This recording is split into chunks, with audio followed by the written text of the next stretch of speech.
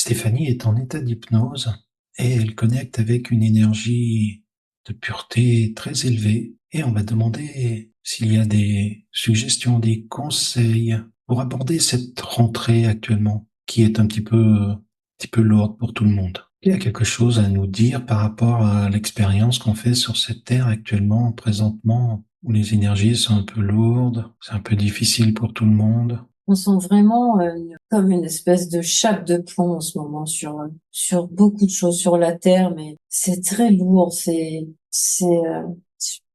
serre partout là au Mhm. niveau du cœur, alors qu'en fin de compte, on est complètement capable de faire des choses extraordinaires, hein. On est de toute façon, on est des êtres humains, alors c'est compliqué, hein, bien sûr, mais on est tellement capable de se donner la main, de se sourire, de se réunir pour faire des choses extraordinaires. Et c'est vers ça qu'on devrait aller. Et en même temps, c'est vers ça qu'on devrait aller. Et en même temps, on est tous des mains, on se donne pas du tout la main, on se sourit pas, on est les uns sans les autres, tournés vers soi. L'idée, ce serait d'aller plus vers ça, vers la solidarité, l'entraide, aider l'autre, mais juste l'aider sans arrière-pensée, juste l'aider. Parce que voilà, pour prendre un exemple très terrestre, il a sa roue a crevé, juste l'aider, s'arrêter sur le bord sans arrière-pensée, juste l'aide. Aider une personne qui tombe, être plus souriant, sourire. L'ambiance est morose, si vous cherchez morose, mais si vous ouvrez les yeux, vous allez voir qu'il y a énormément de choses sur lesquelles on peut juste sourire. Pas bien sûr sourire bêtement comme ça, et pourquoi pas après. Juste sourire, juste s'émerveiller. Pas bien sûr tomber dans le monde de oui oui, mais juste s'émerveiller, juste sourire, s'entraider. Rien que ça déjà, ça ferait un énorme pas en avant. Toute cette chape de plomb, cette morosité ambiante, s'entraider, prendre soin des autres, comme on prend soin d'un nourrisson, d'un bébé. Voilà, comme si on était tous des bébés à 20 ans, à 30 ans, à 40 ans, mais prendre soin des autres, demander comment ça va, demander tu as besoin de quelque chose, demander je peux peut-être t'aider, apporter son aide tout simplement. C'est ça le conseil le plus important qu'il a à nous dire aujourd'hui et qu'on a complètement oublié. Mais une fois de plus, c'est absolument pas un jugement ou quoi que ce soit, c'est juste qu'on l'a oublié. Et nous le remémorer, ça, comme une piqûre de rappel, Ça peut. ça peut nous rappeler qu'on est des êtres humains et qu'on a besoin qu'on est là aussi pour aider les autres. Et qu'est-ce qui fait alors que, ben voilà, on est rentré dans cette morosité, qu'on a oublié cette entraide, on a oublié de sourire, on a oublié de... On s'est trop tourné vers nous-mêmes. On s'est retourné il me montre, là, il est en train de me montrer des images de, je sais pas, j'ai pas connu ça. Il me montre des images, si tu veux, de personnes âgées avec des personnes jeunes. Enfin, si tu veux, il y a comme s'il y avait un peu trois générations. Mm. Des personnes vraiment très âgées, des parents et les enfants. Il y a même peut-être les petits-enfants. Vraiment, il y a du monde. Et les uns, les autres prennent tous soin des uns des autres. Les petits, des très vieux, enfin, ils viennent les voir. Juste le fait d'aller les voir, leur tenir la main, leur parler.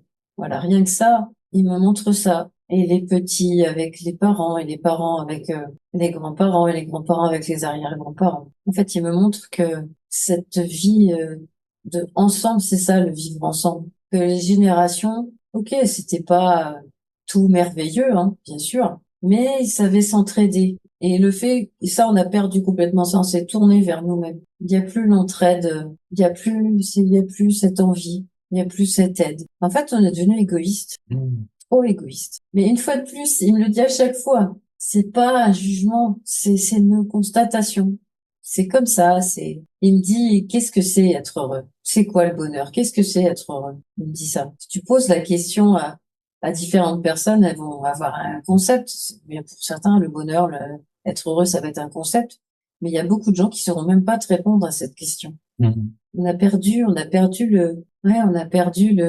comme si on avait perdu le bonheur, comme si on savait plus vraiment ce que ça voulait dire. Revenir vers de la simplicité. Alors la simplicité, Attention, hein, c'est pas vivre dans une cabane au fond d'un bois avec pas d'eau, pas d'électricité et des toilettes sèches, hein, c'est pas ça. Mais- Même si ça peut convenir à certains. Ouais, c'est vraiment comme si on avait complètement oublié qu'on est entouré de choses merveilleuses autour de nous, qu'on est une chose merveilleuse, hein, un corps, une machine extraordinaire, et qu'on a complètement oublié toute cette simplicité de ça fonctionne super bien, mais on s'en rend même pas compte que ça fonctionne super bien. On s'en rend vraiment compte quand ça fonctionne plus du tout, quand il y a un souci dans le corps. On sait là qu'on se rend compte, ben tu vois, ça marche tellement bien tous les jours et là dès qu'il y a un petit truc qui va pas, tu t'en rends vraiment compte. Alors qu'en fin de compte, on devrait remercier déjà de ce bon fonctionnement Hmm. quotidien. Mais comment retrouver ouais, cette simplicité, cette entraide dans ce monde aujourd'hui où tout est fait pour nous diviser, pour nous maintenir dans de la peur, J'ai entendu un mouton éclairé. c'est-à-dire, Ben, c'est-à-dire que on peut être un mouton, mais qui voit clair. C'est-à-dire que oui, on est dans une période, on suit, c'est tellement facile de suivre comme les moutons, quoi. De suivre celui-là, celle-là, ce qui va dire celui-là, si ça. On parle d'influenceurs et tout, alors qu'ils influencent, c'est sûr, ils influencent énormément de personnes, mais un mouton éclairé. C'est-à-dire, d'accord, je suis peut-être un mouton, mais j'ai quand même une vision, voix claire, qui me parle. Plus on va s'épurer, nous, êtres humains, s'épurer, c'est vraiment enlever toutes les couches qui peuvent, avec lesquelles les couches, on les a mises nous-mêmes, hein. Plus on va s'épurer, plus on va tendre vers la simplicité, hmm. plus on va, c'est comme une sorte de nettoyage. Et ce serait quoi alors le moyen le plus efficace pour s'épurer? Parce que parfois il y a des couches qui résistent bien. Mais on peut pas demander à tout être humain de faire des régressions pour s'épurer. On peut pas parce qu'il y en a, ça aide énormément, ça, ce travail.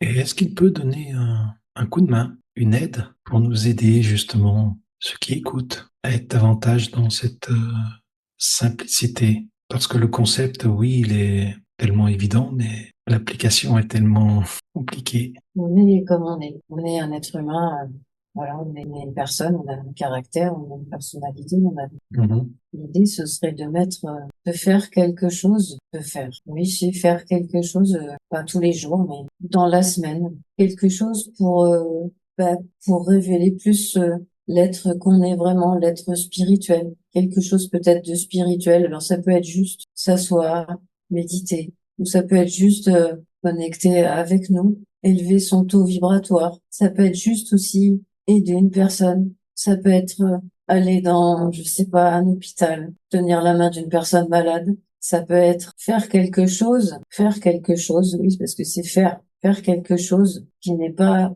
pour soi, mais pour les autres ou pour toute l'espèce humaine sur Terre. Juste en élevant son taux vibratoire, ça aide d'autres à élever, faire quelque chose pour quelqu'un d'autre, pour quelque chose d'autre. Ça peut être aussi pour un animal, aller dans un refuge d'animaux et s'occuper un temps d'un chien, de chiens, je sais pas, d'animaux, de chats, faire quelque chose qui n'est pas pour soi, faire quelque chose, quelqu'un d'autre, pour quelque chose d'autre, pour aider sa grand-mère à manger, je sais pas.